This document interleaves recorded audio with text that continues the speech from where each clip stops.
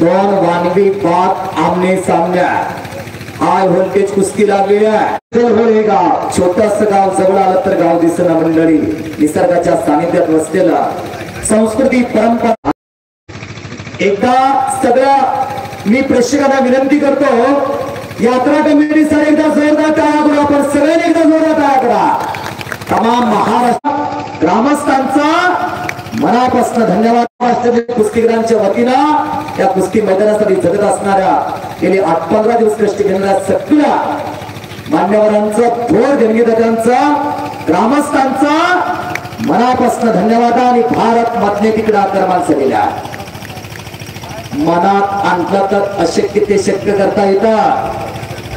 एका ऊसतोडी कामगाराचं पोरगा पेढी मी साहेबच म्हणून दाखवतो आणि ट्रॅक्टर चालवणारा संतोष खरे महाराष्ट्रामध्ये DYSP झाला।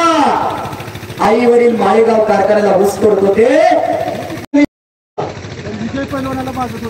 पण समोर 115 किलोचा बोजा बालार पेसेकचा महाराष्ट्र केसरी होण्याच्या आधी किती होता 132 किलोचा बोजा होता। पण थोडं 1900 जीवन करणे चंद्रास निमगिरेला 6वी गदा मिळवून दिली 7वी गदा मिळवून दिली। 2010 समाधान घडकेला रायगड रोहा मुक्कामी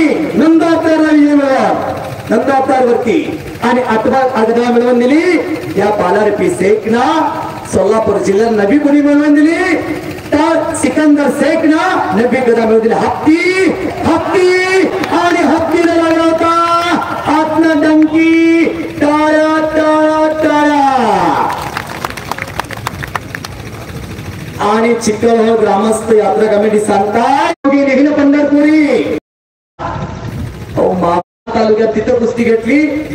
माऊली जमदारी भारत मध्ये या भारत मध्ये माऊली जमदारीला हत्तीवरती मारला होता। केला दुष्काळाच्या टकोरावर जाणवायला लागला जणू काही WW मधलं झालं की काय।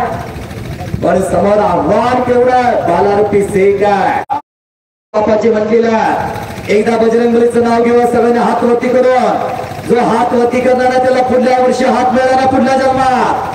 बोलो बजरंग बली की बोलो पुत्र हनुमान की।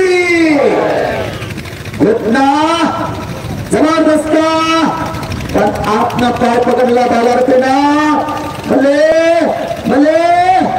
ओ आपला टंकी टाकण्याच्या प्रयत्नामध्ये बालार पेसे पुन्हा घटना जवळजवळ क्विंटलभर हवा लागताना आणि गदावर जाण्याचा प्रयत्न होता बालार पेचा